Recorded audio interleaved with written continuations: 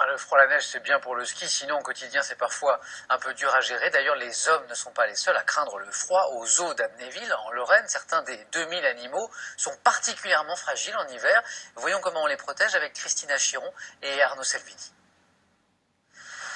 En hiver, certains se sentent comme dans une thalassothérapie. D'autres, plus modestes, comme dans leur élément naturel. Le roi des animaux, lui, même s'il supporte les températures hivernales, préfère quand même se réchauffer auprès de son harem.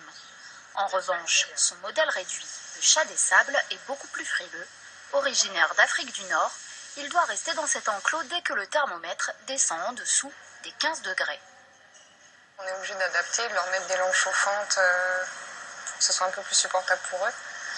D'avoir des chauffages bien équipés, bien puissants, de calfeutrer tout ce qui est trappe qui mène à l'extérieur pour éviter qu'ils aient trop de courant d'air et que le froid rentre trop dans le bâtiment.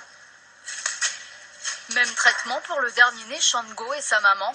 Dépourvus de poils, ces rhinocéros blancs n'ont aucun moyen de défense contre le froid. Ils doivent rester à l'intérieur parce qu'ils craignent beaucoup le gel.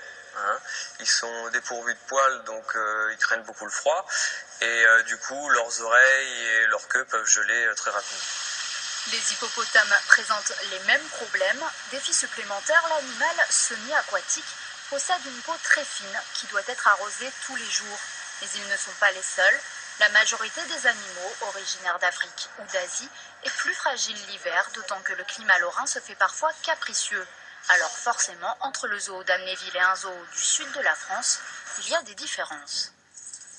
Quand on construit nos enclos, la surface qu'on prévoit en enclos extérieur, on doit prévoir la même en enclos intérieur pour pouvoir protéger nos pensionnaires dès qu'on a un coup de froid, qui commence à geler ou qu'on a des grosses contraintes liées à l'humidité, à de la pluie, à toutes ces conditions climatiques que nous connaissons bien en tant que Lorrains.